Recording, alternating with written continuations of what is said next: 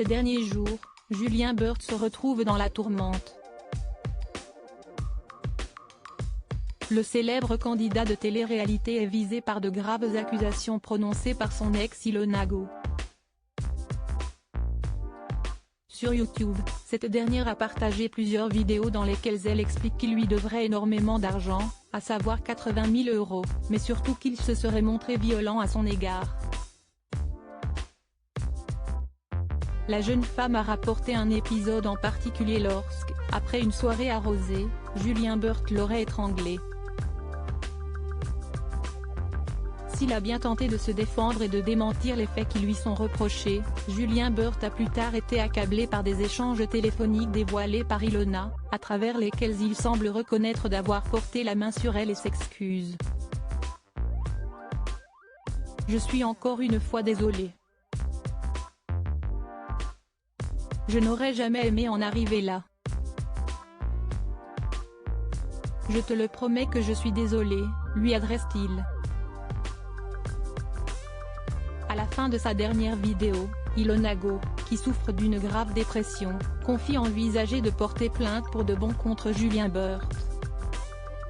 « Je veux me battre pour faire entendre ma voix, pour faire entendre ce que j'ai vécu. Si est terminé. Je vais déposer plainte pour tout, que ce soit pour tous les sous qu'il m'a pris, ou tout ce qu'il m'a fait », assure-t-elle. Qu'auriez-vous fait à ma place ? Face à l'ampleur que prend l'affaire, Mélanie Dedigama a décidé de s'exprimer. Et pour cause, elle est la nouvelle compagne de Julien Burt depuis leur coup de cœur sur le tournage des 50 l'été dernier. D'abord en retrait, elle a partagé un premier message en story Instagram dans la soirée de mercredi 1er mars. Qu'auriez-vous fait à ma place ? Je découvre chaque jour en même temps que vous des éléments d'une histoire qui ne me concernait pas et dans laquelle je me retrouve impliquée malgré moi. Je découvre les vidéos d'une femme qui est profondément malheureuse et que j'ai moi-même envie de soutenir. Ma position est évidemment très délicate, explique-t-elle mitigée.